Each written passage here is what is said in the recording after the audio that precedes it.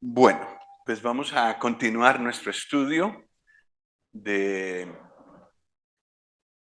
de Levítico 23, básicamente, pero tendremos que mirar otras porciones de la escritura. Necesito vuestra ayuda para llenar este espacio, que me ayudéis pensando por qué murió el Señor Jesús en la cruz. ¿Cómo?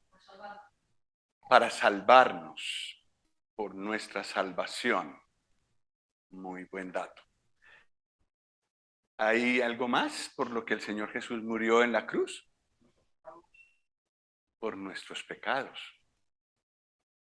que eran muchos, ¿verdad? Uno a uno, enumerados, hacen una lista muy larga. Tercer punto muy importante. Llevamos tres distintos. Nuestra salvación, nuestros pecados y para, lo que dijiste fue, reconciliarnos con Dios. Éramos enemigos y el Señor Jesús nos ha reconciliado.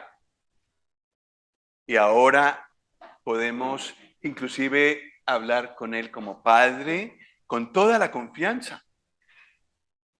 Eso no es de enemigos, eso es de personas muy cercanas. Buen punto, José, gracias. ¿Por qué más murió el Señor Jesús? Para darnos nueva vida. ¿Quién ha hablado? Tú, gracias. Para darnos nueva vida. Sí, es una consecuencia un poco más indirecta, pero sí brota de la cruz vida. Gracias. ¿Por qué más murió el Señor Jesús? Ajá, el motivo que lo llevó allí fue amor. No hay otra explicación. ¿Cómo vas a tomar sobre ti la culpa de lo que no hiciste? Y la primera reacción cuando te acusan de algo que no hiciste es defenderte. Momento, aquí hay una injusticia muy grande. Yo no hice eso. El Señor Jesús hubiera podido decir eso a grito entero. Fue por amor que se detuvo en la cruz. Que estuvo allí todo el tiempo que Dios quiso. ¿Por qué más murió el Señor Jesús? De la para librarnos de la ira divina. Lo decimos pronto, pero pensemos en los que van al infierno. Y entonces ya nos damos cuenta de qué significa lo que Pedro ha dicho. Nos ha librado de la ira divina. ¿Por qué más murió el Señor Jesús? Hermano, muchas gracias. Muy buen punto. Ahí ya no tenemos que ver nosotros. Si no hubiera personas para salvar, si no hubiera habido personas para salvar, y el Padre le hubiera dicho al Señor Jesús que fuera a la cruz, por solo obediencia hubiera ido. Muy buen punto, Gustavo, gracias.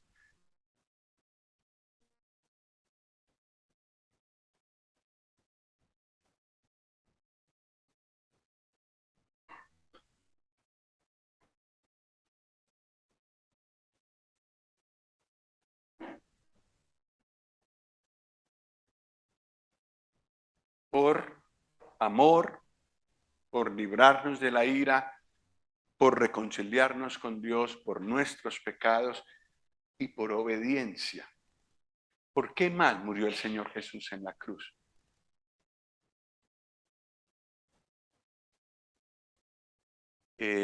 Nos estamos dejando dos cosas, me parece, a lo menos. Es que una de las dos me interesa mucho para el estudio de hoy. Por favor, por favor. ¿Por qué más murió el Señor Jesús en la cruz? Para, ujú, para empezar y terminar su obra en nosotros. Muy interesante. Para entrar en el reposo, ¿sí? Para que nosotros pudiéramos entrar en el reposo, Él también, el Señor Jesús, el Padre también.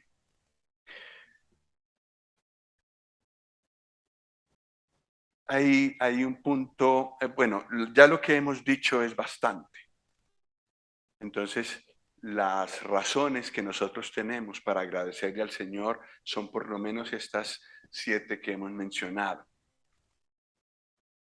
Señor, gracias por haberme librado de la ira. Señor, gracias por haberme reconciliado con Dios. Te alabo porque pudiste darte en obediencia a Dios cuando a mí me cuesta tanto obedecer a Dios. Tú eres único en eso. Tenemos mucho para decirle a Él. Y por lo que yo veo en la escritura, a Él le encanta que le digamos todo eso. Y si descubrimos más cosas, Él quiere escucharlas. Y tenemos siempre motivos nuevos para agradecerle y para alabarlo. Bueno, aquí me he hecho esta mañana un listado, más o menos lo que he pensado yo. No están algunas de las cosas que habéis mencionado, pero sí un par más que sería bueno que pensáramos. Este fue dicho, ¿verdad? Por nuestros pecados. Es decir, cada acción mala que hemos hecho, cada desobediencia. Pero ¿qué tal esta? Nosotros no solamente hacemos pecados, sino que tenemos una fábrica dentro de nosotros que los hace. Es una mala naturaleza. La carne, dice la Biblia, que se llama. Y esa también fue juzgada. Y eso es impresionante. El hecho de que la raíz de nuestro pecado, lo que produce, lo que hace que nosotros produzcamos pecados, fue también juzgado y clavado en la cruz. La epístola a los Romanos, que es la que abunda en esta explicación, lo llama el pecado. No los pecados, que son las cosas que hacemos, sino el pecado, la naturaleza que produce todo eso. El mal árbol, como quien dice. ¿Y qué tal esta? Es parecido a lo que nos ha dicho Pedro. Este es el que necesito para hoy, para liberarnos de nuestra esclavitud. Y la única manera de librarnos de nuestra esclavitud era pagando un precio. Bueno, yo sé que esto es más difícil de sentir, digamos así, pero vamos a escuchar al Señor Jesús hablando y entonces vamos entrando nosotros en sus pensamientos. Juan 8:34.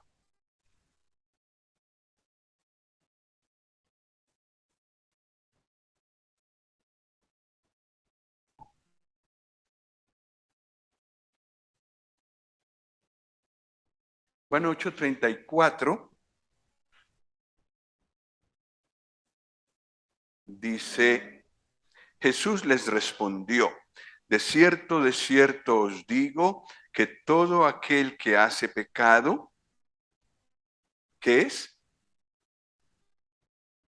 Esclavo del pecado. Pues no está hablando de los creyentes, digámoslo así, pero sí está hablando de lo que eran los creyentes antes. Ahora ya no somos más esclavos. ¿Qué es un esclavo? Un esclavo es alguien que solo hace la voluntad del amo. no tiene voluntad propia. Sí la tiene, pero tiene que estar completamente sumiso a su amo. Y eso es lo que dijo el Señor Jesús aquí. El pecado dice, haz esto y lo haces. Y no puedes liberarte de eso. No puedes decir, no, no lo voy a hacer. Sí, en cierta medida lo podemos hacer y el Señor se lo dijo a Caín. Le dijo, el pecado está a la puerta y tú decides si lo dejas entrar o no. Pero normalmente le hacemos caso. Y recuerdo que una crisis que tuve antes de conocer al Señor Jesús, una noche en mi habitación, fue la frustración de querer agradar a Dios y no poder. Recuerdo, perdonad si algunos de vosotros habéis escuchado este cuento más de una vez, pero recuerdo que mi frustración era grande en aquel momento y tomé una regla y escribí en mi diario personal, Señor, ayúdame a ser recto. Y quedó el renglón bien hechecito abajo. Mostraba mi deseo de agradar a Dios, pero a la vez mi frustración por no poderlo lograr. Porque cuando yo rezaba, que era lo que hacía antes, o me disponía para agradar a Dios, mientras estaba en la oración o en ese momento, lo lograba. Es decir, estaba tranquilo, pero volteaba la espalda y en la siguiente hora ya otra vez y otra vez. O sea, un fracaso completo. ¿Qué es eso? Esclavo. El pecado me decía, miente y yo mentía. Odia y yo odiaba. Ponte orgulloso, pues yo me ponía orgulloso. En fin, todos los pecados que nosotros sabemos que se cometen. Esclavos. El pecado dice, ve para allá y vas. Ve para allá y vas. Esclavos del pecado. En Efesios 2, el apóstol Pablo lo describe un poco más esta situación. Efesios 2, normalmente leemos la parte más hermosa de Efesios 2, que es cuando ya tenemos victoria en el Señor, pero también nos son dichos estos tres primeros versículos.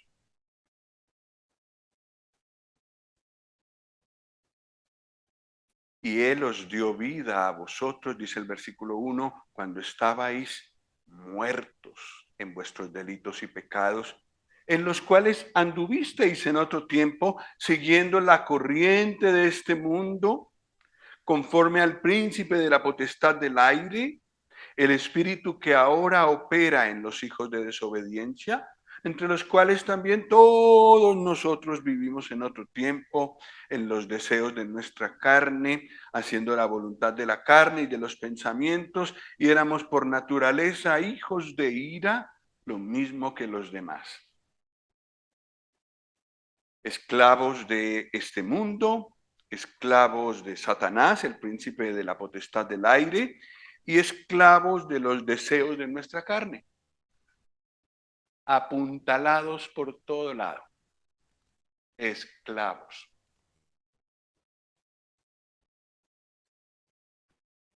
Y no solemos pensar mucho en esto, pero el Señor nos liberó de esa situación. Y para poder liberar a un esclavo se necesitaba pagar su precio. ¿Cuánto costabas tú? ¿Cuánto cuesto yo? Mucho, ¿verdad? En realidad es incalculable el valor que tiene cada uno de nosotros como persona.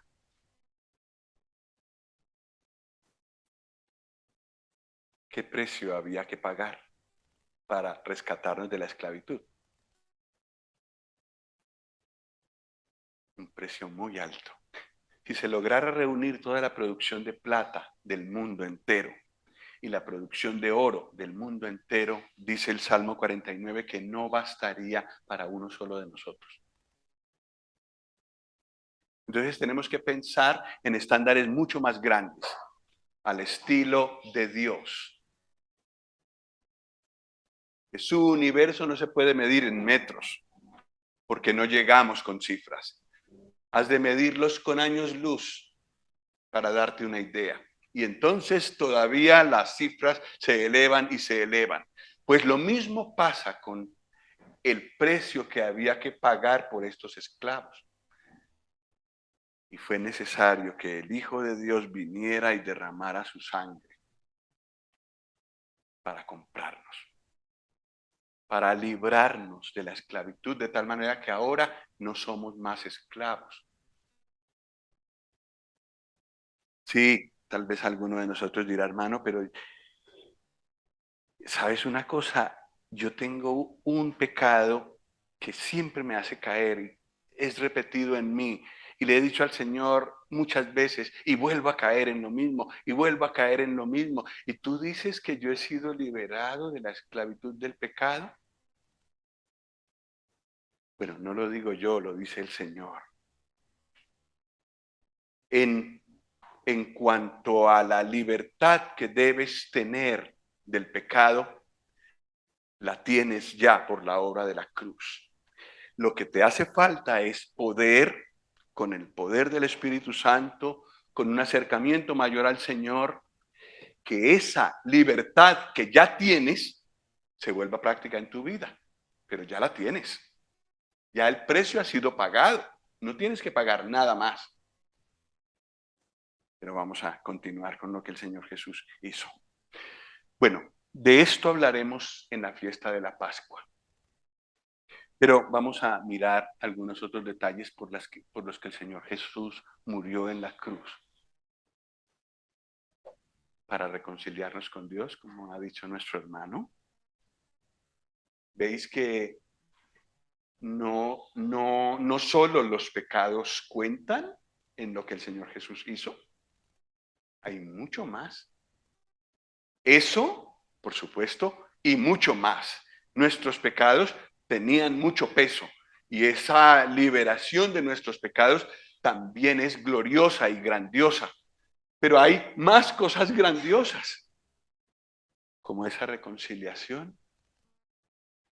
En la cena del Señor, nosotros nos sentamos en la misma mesa con el Dios eterno. Y gustamos y pensamos en lo mismo que a Él le encanta. No es cualquier cosa podernos sentar a la mesa del Señor. Y es gracias a lo que Él hizo en la cruz. Y esto va un poco en camino a lo que dijo Gustavo. El Señor Jesús se entregó en la cruz por obediencia, pero también trajo gloria a Dios.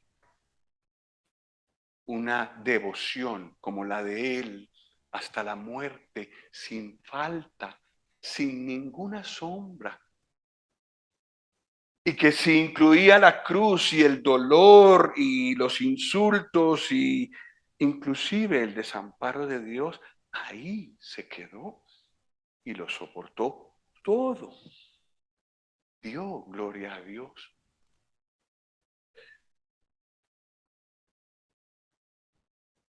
Para consagrarnos como sacerdotes.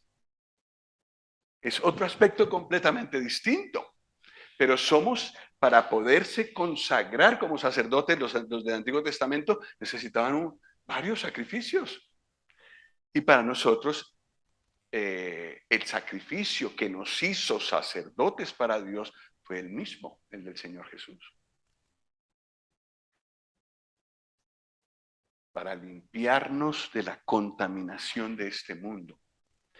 Es algo en lo que pensamos poco, porque no somos muy conscientes, Sabemos cuando leemos la palabra que sí, el Señor redirige nuestros pensamientos hacia Él.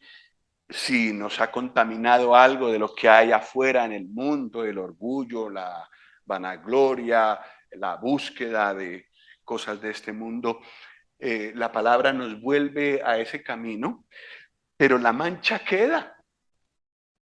Y de esa mancha el Señor también nos libró. Pues para estudiar, para ver todo esto con la escritura necesitamos más o menos 3 semanas. Bueno, pero a lo mejor el Señor nos permitirá alguna vez poder pasar por las ofrendas de Levítico y allí aprenderemos mucho de esto, mucho más. Bueno, pues vamos con la Pascua en Levítico 23.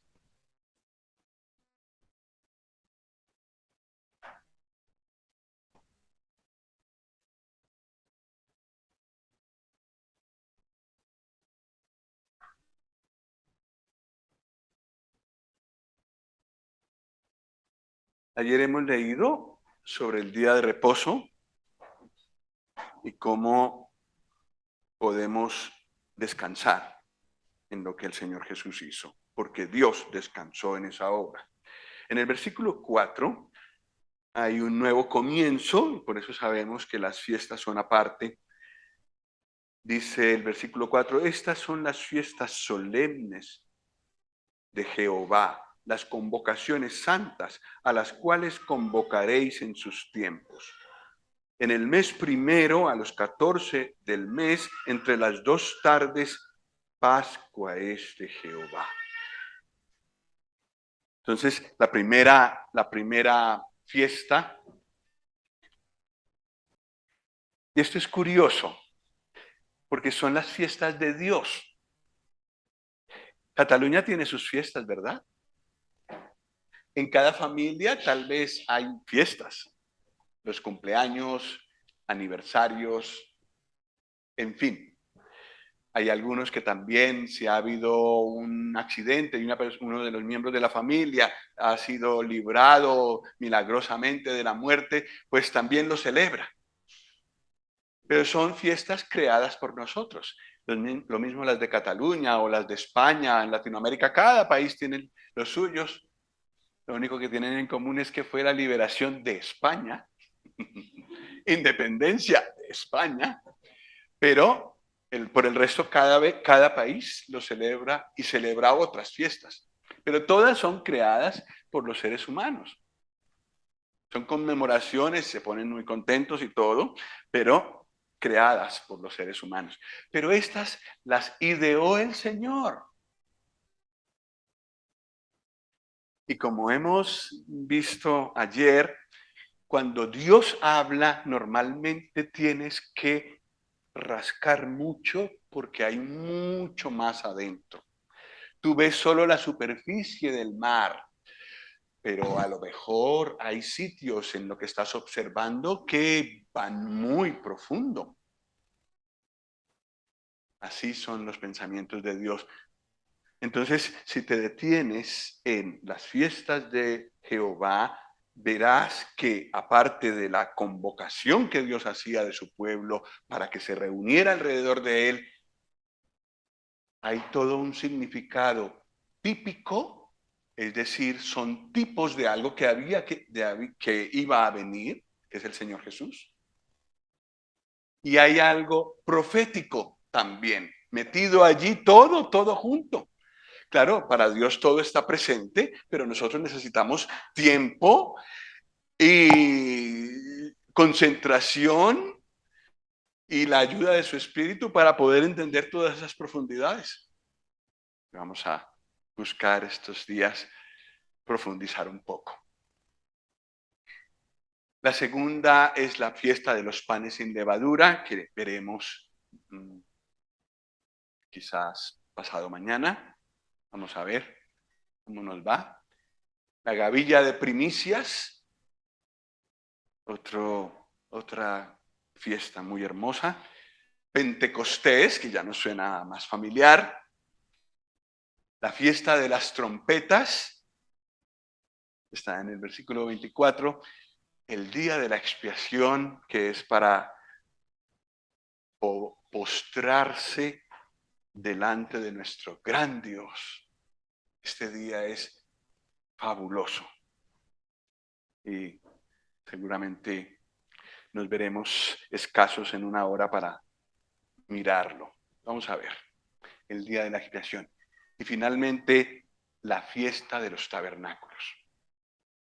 En tres de ellas, la Pascua, Pentecostés y la fiesta de los tabernáculos, era necesario ir a Jerusalén.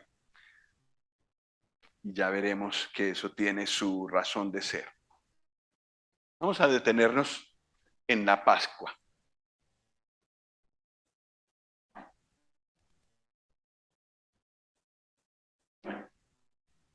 La Pascua la tenemos detallada en Éxodo 12.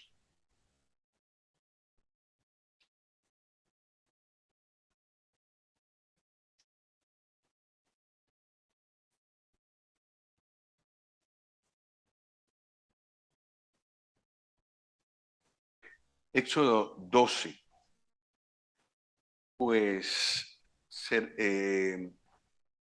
interesa leer los primeros 14 versículos. Entonces vamos a hacerlo un poco más animado, si os parece. Voy a leer un versículo, luego este lado lee el siguiente, y luego este lado el siguiente, luego yo, luego este lado, así. ¿Sí? Así nos despertamos un poquito más. Versículo 1. Habló Jehová a Moisés y a Aarón en la tierra de Egipto, diciendo, por favor, este lado, este mes os será principio, más fuerte, por favor. Este mes os será principio de los meses. Para vosotros, el primero de los meses del año. Este lado, hablad a toda la congregación de Israel, diciendo, en el 10 de este mes, tómese cada uno un cordero según las familias de los padres, un cordero por familia. Mas si la familia fuere tan pequeña que no baste para comer el cordero, entonces él y su vecino inmediato a su casa tomarán uno según el número de las personas. Conforme al comer de cada hombre, haréis la cuenta sobre el cordero. Versículo 5. El animal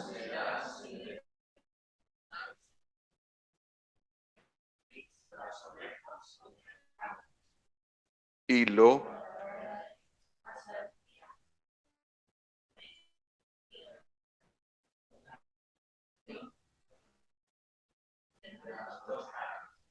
y tomarán de la sangre y la pondrán en los dos postes y en el dintel de las casas en que lo han de comer. Y aquella noche fuego y panes y verdura con hierbas. Ninguna cosa.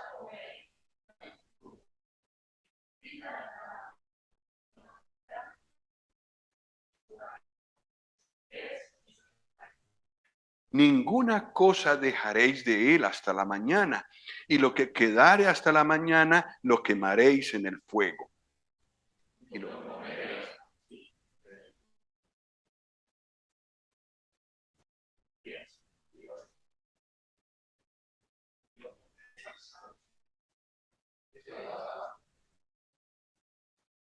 Yo pasaré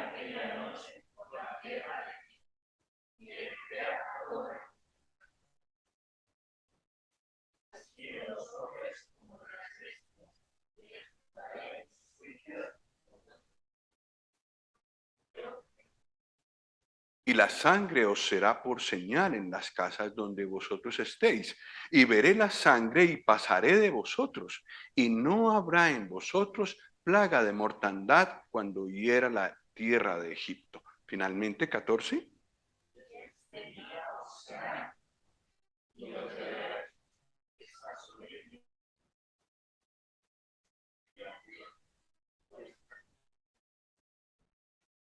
Estupendo. Muchas gracias por la buena colaboración. la Pascua, cuando fue instituida, con muchos detalles. Esta era la primera fiesta. Estamos hablando de abril, porque en el 2022 fue el 15 de abril, pero para el año, conforme Dios lo pensó, este era el primer mes. Aquí empezaba el año. El primer punto es este. El primer punto de los tratos de Dios con su pueblo es el sacrificio.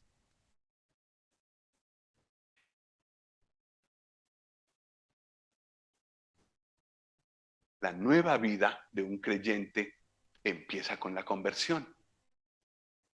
Por supuesto que todos los creyentes hemos notado antes de nuestra conversión que Dios estaba mirándonos, estaba pendiente de lo que hacíamos, en muchas maneras nos libró, en muchas maneras nos bendecía.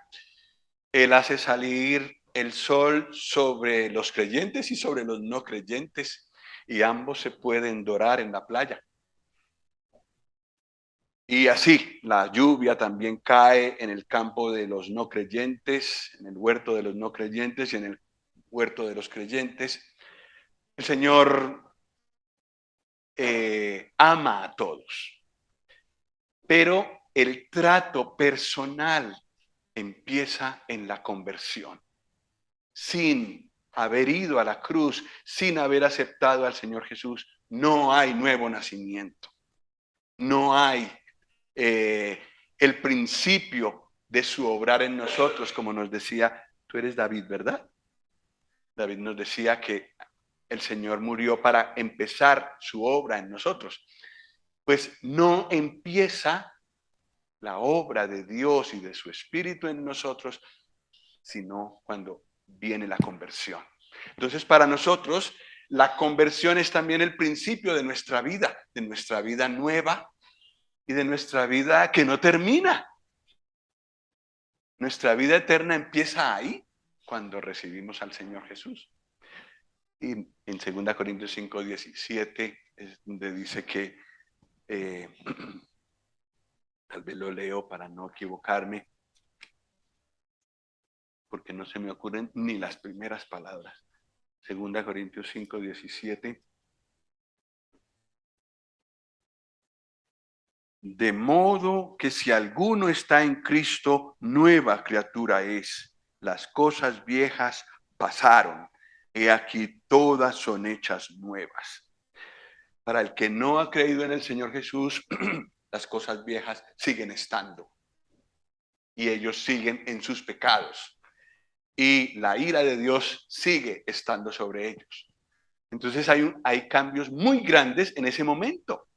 Ese momento es crítico en la vida de una persona, cuando decide personalmente entregarle su corazón al Señor Jesús. Y todo cambia. Su destino entero cambia.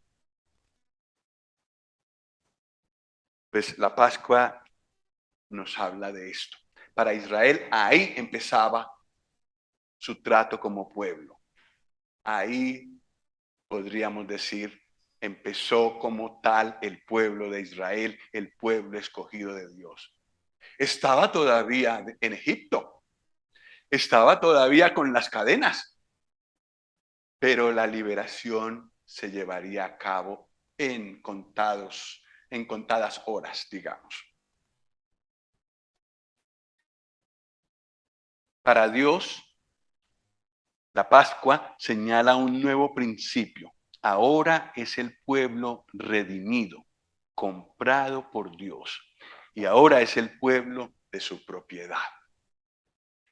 Antes, unas horas antes, era pueblo esclavo de Egipto. Y la servidumbre sobre ellos se había agravado. ¿Recordad? Con las visitas de Moisés a Faraón y con sus pedidos, que para Faraón eran muy atrevidos, la cosa iba peor, de tal manera que los que los israelitas le dijeron a Moisés, pero ¿qué estás haciendo? Si cada vez es peor. Esperad, esperad. El Señor tiene un momento. Con la Pascua, el pueblo dejó de ser esclavo de Faraón, esclavo de Egipto, y fue liberado para Dios. Eh, y seguramente conocéis bien esta historia, pero ese pueblo quedó verdaderamente liberado. No porque no trató Faraón de volverlos a conquistar, de volverlos a coger esclavos, pero ¿qué hemos hecho? ¡Qué brutos! ¡Qué tontos haber dejado ir toda esa cantidad de gente que podía servir gratis y podían hacer otras 3 pirámides! ¿Qué hemos hecho? No, ya Dios había intervenido y eso no tenía marcha atrás, ni por el mayor imperio del mundo que había en ese momento. Y no hubo vuelta atrás. Lo mismo pasa con nosotros. Una vez que nos hemos situado en las manos del Señor, que le hemos entregado nuestra vida a Él, no hay marcha atrás. Maravilloso, ¿verdad? Redimidos, nacidos de nuevo, hechos hijos de Dios y otra cantidad de cosas que nos pasamos la vida entera para poderlas estudiar y comprender todas. Y creo que no nos alcanzará toda la vida. Seguiremos en la eternidad, yo creo. Pues el creyente ha sido redimido para Dios mediante un precio muy alto, como hemos visto. La sangre de Cristo, superior en valor a la producción de oro y de plata de este mundo, que son varias toneladas.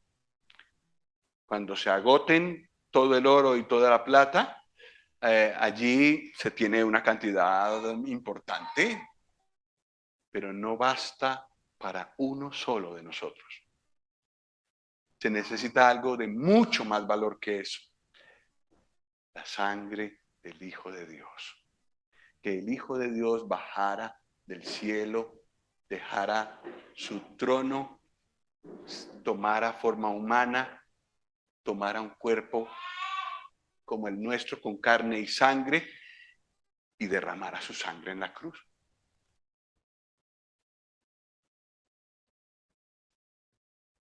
La salvación, la redención nuestra es para nosotros gratuita, ¿verdad? Pero es muy cara, fue muy cara para Dios y para el Señor Jesús. Es una redención muy, pero muy costosa. Y que el Señor nos ayude a poder asimilar ese inmenso valor que Él pagó por nosotros. Porque eso nos hace ver cuán importantes somos para Él.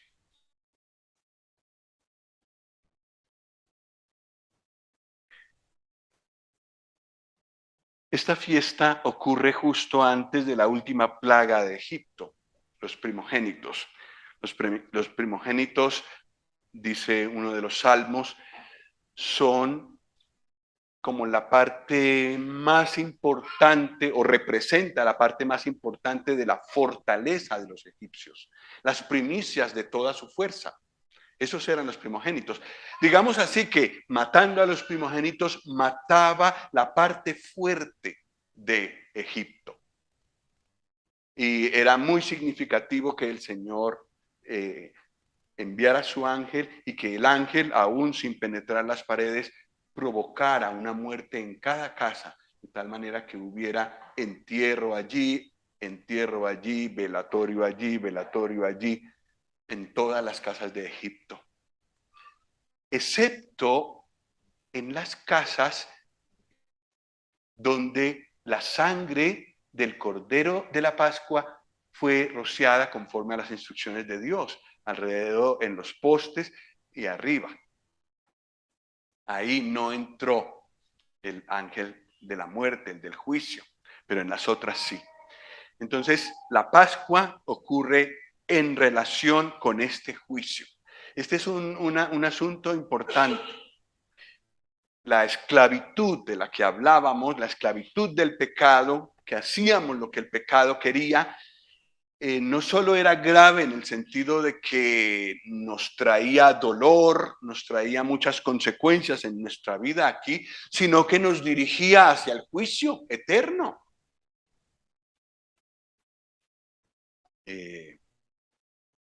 Como pasó en Egipto. En Egipto hubo juicio.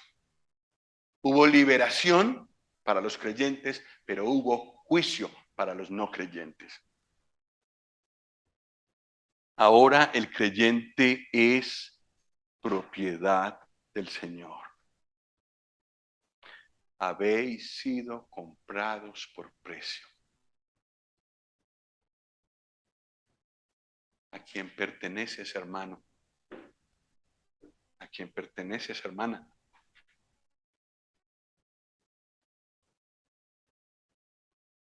¿Por qué perteneces al Señor Jesús?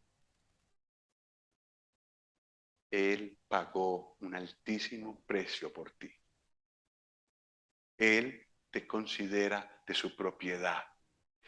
Eso no suena feo, porque en este mundo de pecado eso se ha vuelto muy negativo, ser la propiedad de alguien. Pero en las manos del Señor y ser propiedad de Él, estamos en las mejores manos, en las manos del mejor amo.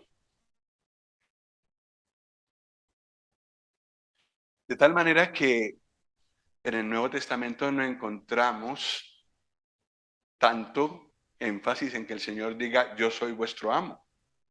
¿Verdad que no? No nos sentimos así. Pero varios de los apóstoles lo sintieron tan profundamente que se quisieron llamar a sí mismos esclavos de Cristo. De tal manera que donde notas la palabra Pablo, siervo de Cristo, notarás que en el original la palabra es esclavo de Cristo. Y Pablo lo dice con toda la alegría, soy esclavo de Cristo. Y a mí me gustaría llegar a eso. Poder decir voluntariamente, con todo gozo, Señor,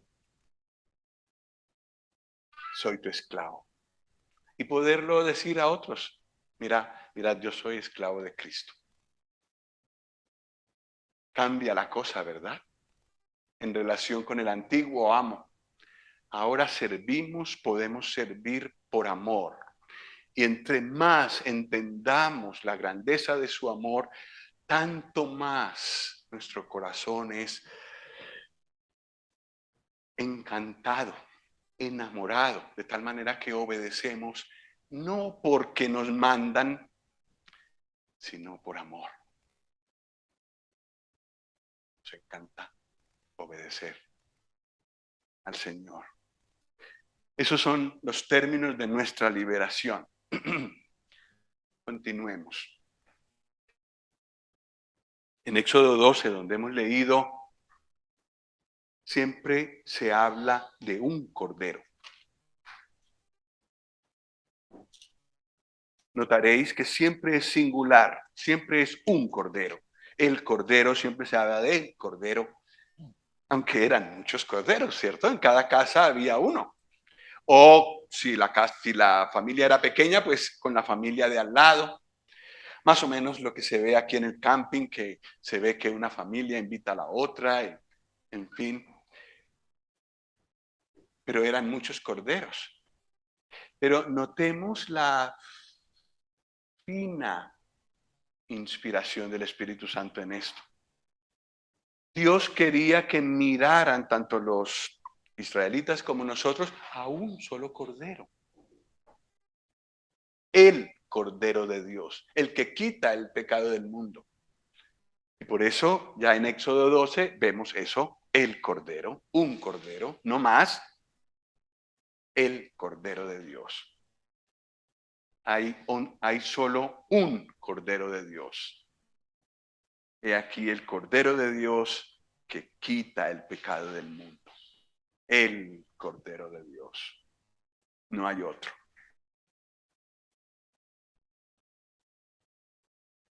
El Cordero era sacrificado para librar al pueblo del juicio.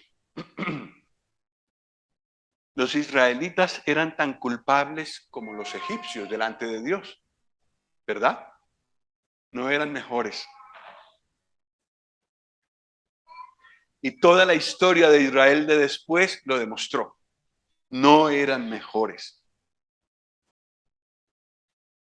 Toda la diferencia fue creer las palabras de Dios y hacerlas.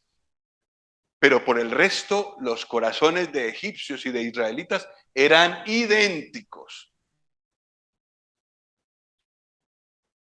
El Cordero de Dios fue sacrificado para librarnos del juicio a nosotros, porque somos tan culpables como los que irán al infierno.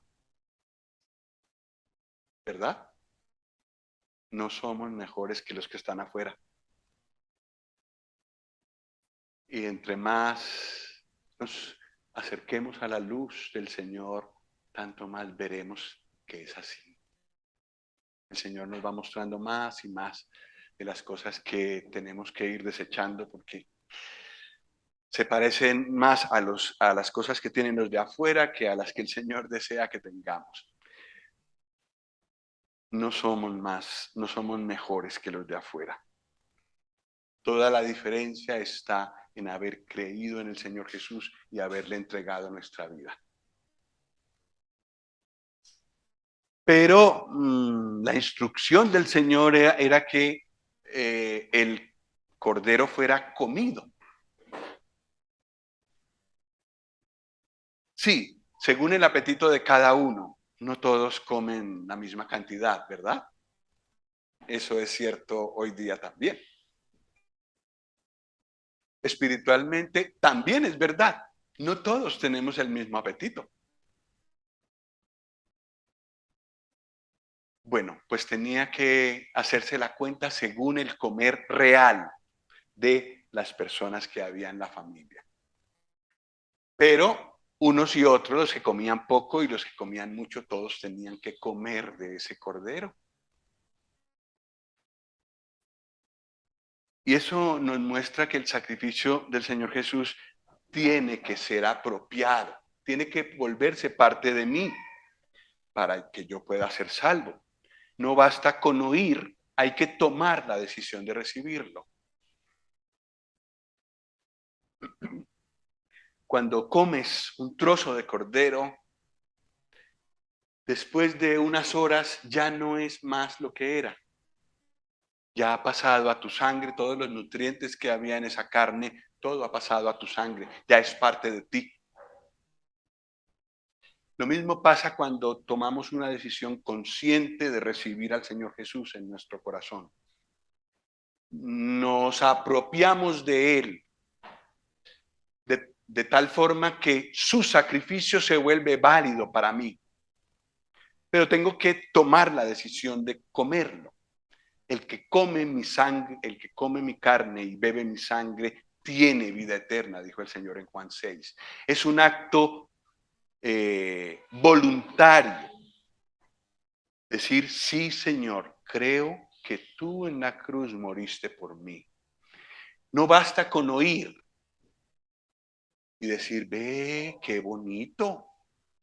No, es necesario poder decir, Él se sacrificó por mí, como dijo Pablo. Con Cristo estoy juntamente crucificado. Y ya no vivo yo, mas vivo Cristo en mí. Y lo que ahora vivo en la carne, lo vivo en la fe del Hijo de Dios, el cual me amó y se entregó a sí mismo por mí. Eso es comer el sacrificio de la Pascua y ser liberado por el sacrificio de la cruz. Pues,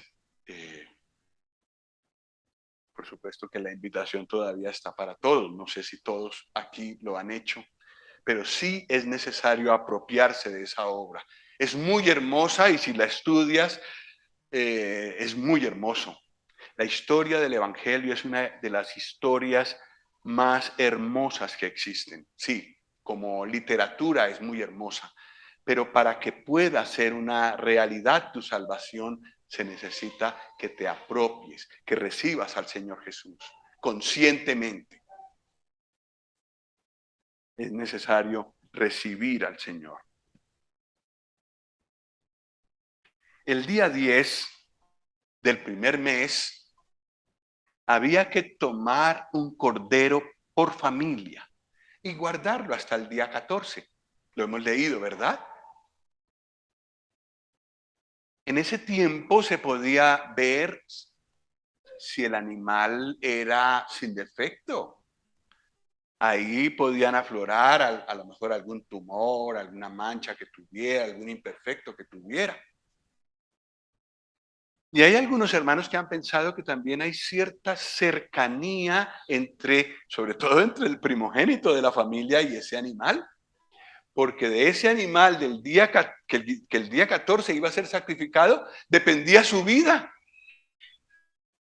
Entonces, el primogénito tenía que verlo y ver, ese animal va a morir por mí. Hay cierta identificación en ese tiempo, pero también es verdad que hay un periodo de observación.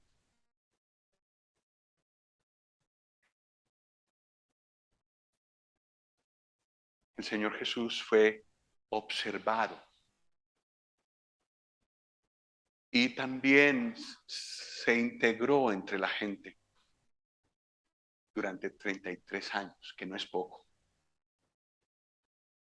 Vivió entre nosotros realmente. Y en esos 33 años se probó que era el Cordero perfecto. Y pues la gente podía verlo. Pasaron mucho trabajo para encontrarle defectos y todos fueron inventados, todos fueron mentira. Pero bueno, Dios también habló. Y Dios no se deja engañar por la apariencia. Dios ve el corazón, lo íntimo, en lo secreto, en la oscuridad. Allí ve Dios, allí probó al Señor Jesús. ¿Y qué fue lo que dijo? Este es mi Hijo amado, en quien tengo complacencia. Y a lo menos en 3 oportunidades lo dijo. Bueno, después cuando se completó el canon del Antiguo y del Nuevo Testamento, quedó en total 7 veces registrado eso. Perfección dicha por Dios, declarada por Dios claramente, no una vez, no 2 veces, 7 veces. Ninguna duda, perfecto. El que murió en la cruz, perfecto. El único, perfecto. Sin ninguna mancha en su caminar ni en su corazón.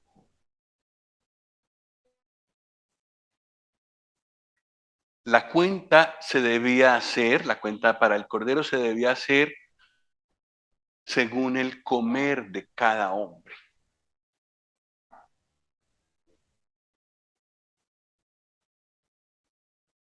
Espiritualmente tenemos diferencia en apetito.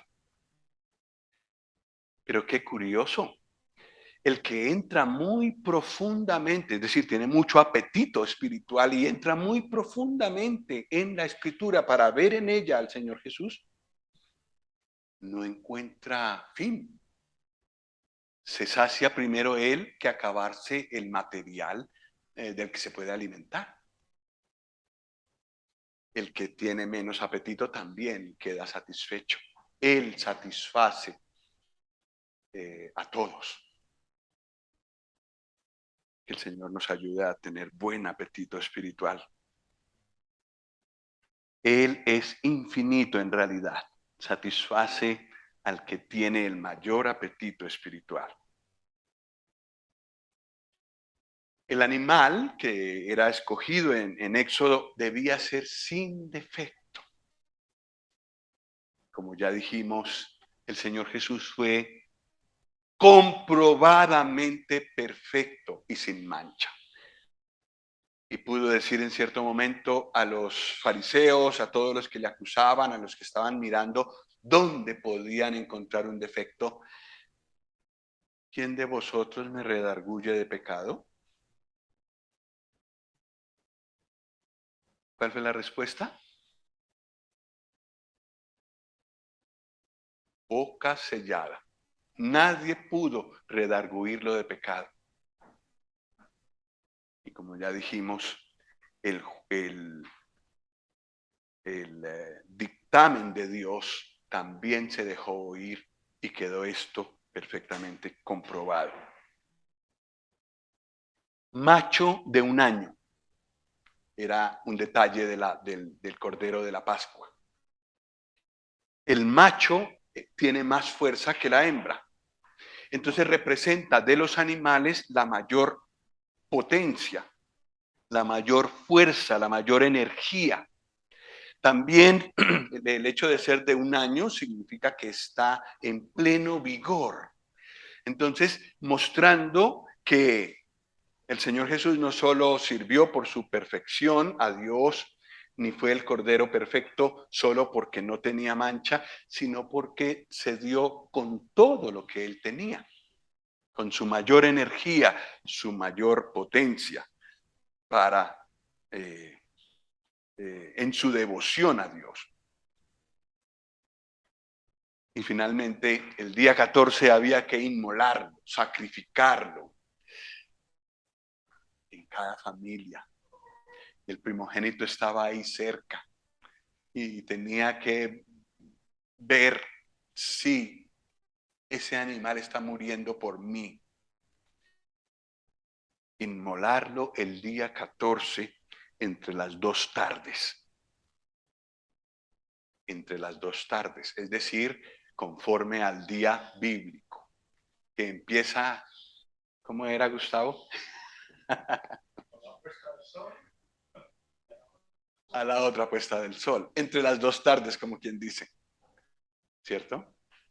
Bueno, pues ahí era sacrificado el Cordero de la Pascua. Y para mí tiene un atractivo muy especial el hecho de que el Señor Jesús muriera el viernes, que había empezado no a las 12 de la noche como nuestro viernes, sino a las 6 de la tarde del día anterior. Y la Pascua la había comido él después de la puesta del sol. Entonces, como quien dice, en el mismo día bíblico, él tomó la Pascua y murió como la Pascua, como nuestra Pascua.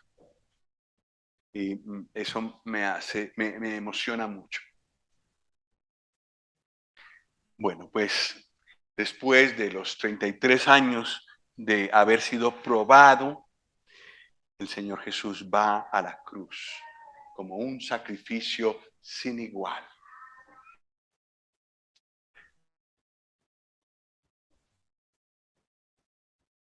En medio del día bíblico hay noche, y una noche oscura cayó sobre él. Hemos meditado en esto ayer. El sol se oscureció. Y sabemos por qué. Porque el Señor Jesús estaba cargando nuestros pecados y también estaba cargando la ira de Dios que merecían nuestros pecados. La Pascua. Aquí está el israelita haciendo esto, untando con la sangre del cordero, tanto en los postes como en la parte de arriba de la puerta. Entonces sí, había que tomar de la sangre y ponerla en los dos postes y en el dintel de la casa donde se había de comer. El que no creía, que fue la generalidad de los egipcios, pues no hacía eso. Ni cordero sacrificaba, es una tontería. Pues venía el juicio. Pero el que hizo caso, el que obedeció a las palabras de Dios, vio su liberación. Y en especial el primogénito. Seguramente que algunos primogénitos salían a la puerta de la casa y miraban si el padre había hecho bien su trabajo y si sí había quedado la sangre, si sí se veía.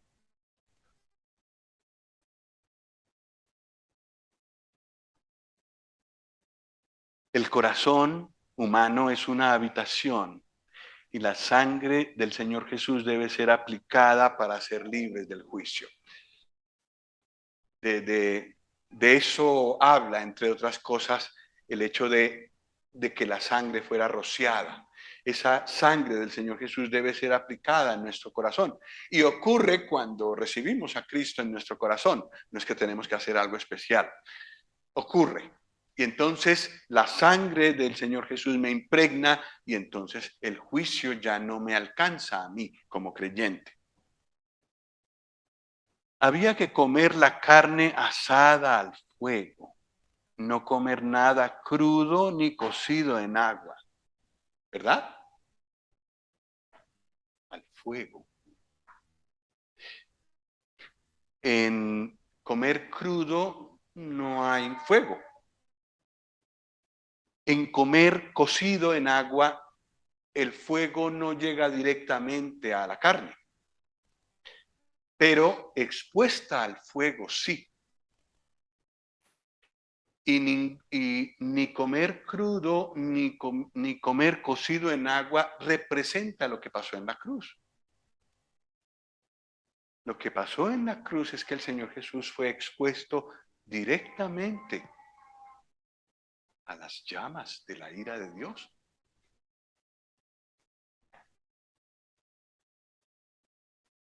Cuando pensamos en el infierno, nos damos una idea de lo que el Señor Jesús pasó en la cruz.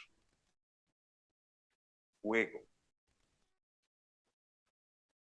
Y ningún dolor le fue ahorrado a él.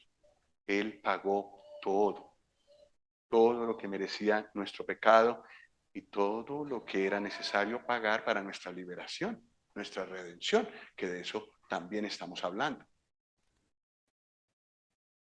Nada le fue ahorrado del juicio de Dios al Señor Jesús.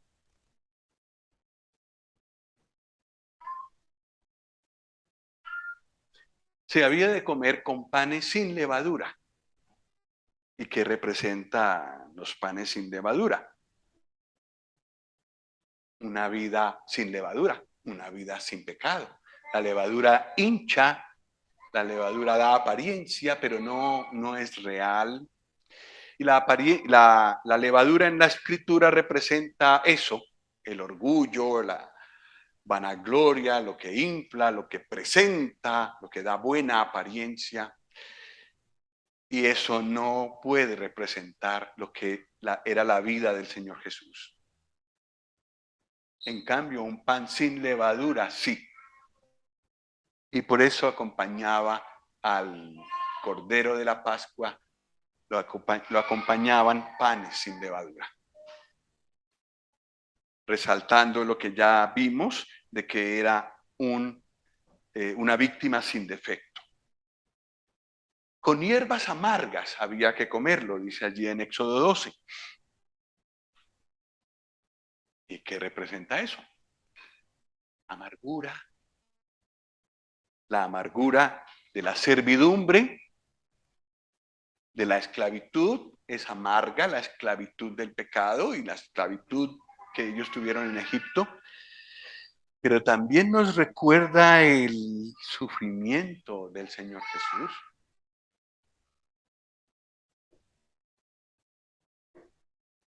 Su dolor, sus padecimientos. la parte amarga de nuestra redención. Las hierbas amargas representan eso y también la amargura de nuestra servidumbre. Había que comer, lo pone allí, su cabeza, ocuparse de su cabeza, que representa su sabiduría, su inteligencia, su manera de pensar, y todo eso nos alimenta. Si podemos ocuparnos de lo que ocupaban los pensamientos del Señor, somos nosotros nutridos y podemos seguir un ejemplo, porque también tenemos pensamientos y también tenemos la capacidad mental. Debería llegar a ser como la de Él. Entonces tenemos que comerla, tenemos que estudiarla, tenemos que consumirla. Sus pies también, sus patas para el animal, sus pies. ¿De qué habla esto? De su andar. Su andar dejó huellas. Y dice el apóstol Pedro que andemos en sus pisadas. Por eso es necesario ver cómo actuó él ante la provocación, cómo actuó él frente a la ofensa, cómo actuó él frente a la negación de un gran amigo, cómo actuó él frente a una traición, ponerle precio, 30 piezas de plata, cómo actuó él y cómo actúo yo. Entonces veo la diferencia que hay y me siento atraído para ser más como él. Y paso mi vida tratando de ser como él en su andar, en todo aspecto de la vida. Sus entrañas también, lo que hay dentro de él, que nos habla de su corazón, de su amor, de su dedicación profunda allí, la que los hombres no pueden ver, pero Dios sí. De eso hablan sus entrañas. Pues también de eso nos debemos ocupar nosotros. Eso también lo debemos consumir de la Pascua, de nuestra Pascua que es Cristo. Otro detalle interesante es que no se podía dejar nada de él hasta la mañana. ¿Y eso? ¿Qué pasa con carne que dejas para el otro día? Si no hay conservantes, se daña. Y ya no puede representar una obra perfecta. Un sacrificio perfecto ya no lo puede representar. Por eso, lo que sobrara, había que quemarlo. No se podía dejar nada de él hasta la mañana. Esto también tiene una enseñanza práctica. Nunca dejemos que el sacrificio del Señor Jesús pierda para nosotros su sabor. Nunca dejemos de asombrarnos de esa grandeza. Y cuando nos pase, porque nos pasa, no nos digamos mentiras, busquemos en la Escritura, busquemos de alguna manera en la comunión con algún hermano, en algún himno que me ha significado mucho para mí en este aspecto, debo buscar de nuevo que la frescura de ese sacrificio vuelva a mí y que yo pueda volver a gozar al pensar en lo que Él hizo por mí. Si ese sacrificio pierde su sabor, yo me debilito. Y a menos que vuelva a significar lo que significó un día para mí ese sacrificio, no vuelvo a tener el mismo vigor espiritual. Entonces necesitamos que esa obra para mí nunca pierda frescura. Porque delante de Dios tampoco pierde frescura. La sangre del Señor Jesús penetró hasta el cielo. Él entró en el cielo mismo para presentarse por nosotros ante Dios, dice Hebreos, con su propia sangre. Y esa permanece allí y sigue siendo fresca para Dios, como si acabara de ocurrir el sacrificio. Y así debería ser para mi corazón. Lo que quede había que quemarlo al fuego, ya lo dijimos.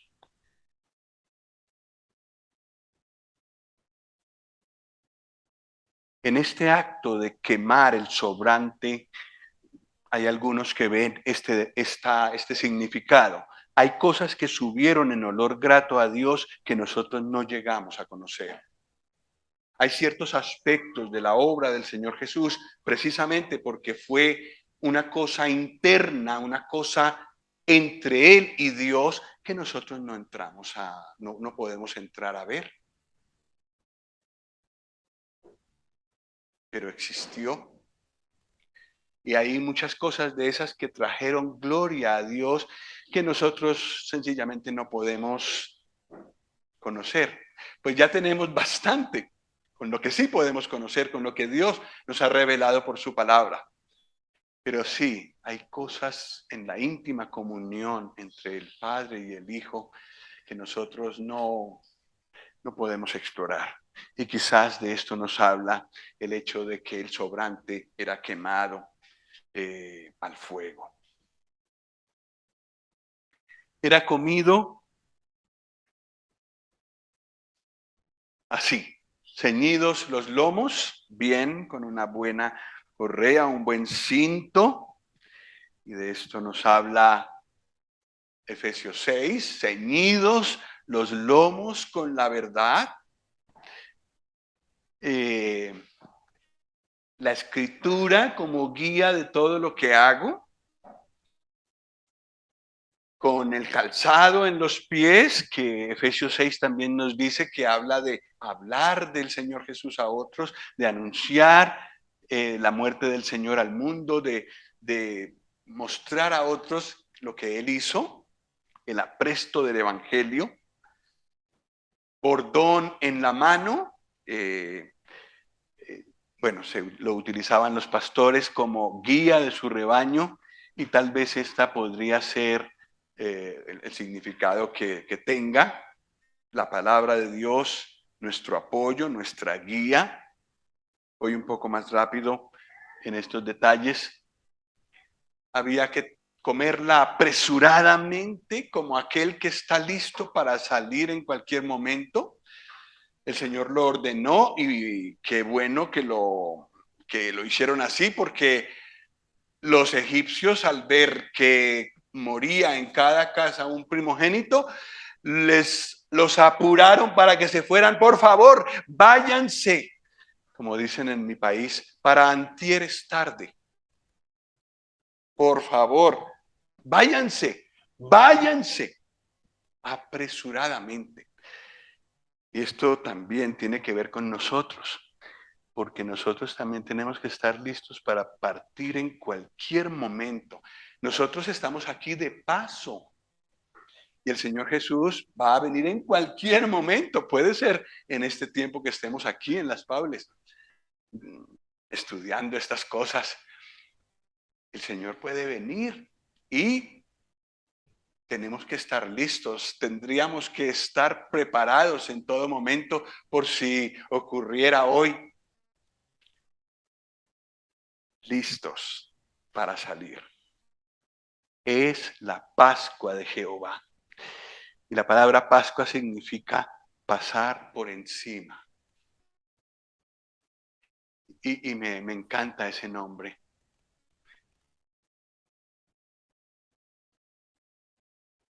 No era que no merecíamos que entrara el juicio a nosotros, sino que pasó por encima por causa de la sangre del Señor Jesús. Debió entrar, pero no entró por respeto a esa sangre. Entonces la Pascua quedó con ese nombre y los judíos le pusieron ese nombre, Pesá, y ¿qué es lo que están diciendo? Pasó por alto, pasó por encima. El juicio pasó por encima de nosotros.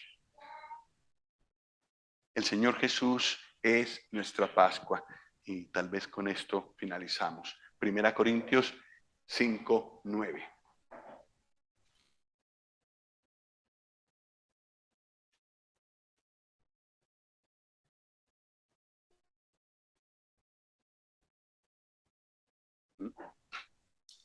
No, perdón, no es 9, es 5, 7. Tenemos que corregirlo. Limpiaos pues de la vieja levadura para que seáis nueva masa sin levadura como sois. ¿Me ayudáis con esta lectura que sigue? Porque nuestra Pascua, que es Cristo, ya fue sacrificada por nosotros. Nuestra Pascua, que es Cristo, ya fue sacrificada por nosotros. Pues podemos añadir a las cosas que dijimos al principio, de por qué el Señor Jesús murió en la cruz, esta. Que no es cierto que pensamos poco en este aspecto de la cruz, pero también es real. El Señor nos libró del juicio y nos libró de la esclavitud en la que Satanás nos tenía atados y en la esclavitud en la que el pecado nos tenía atados. Gloria al Señor por su liberación.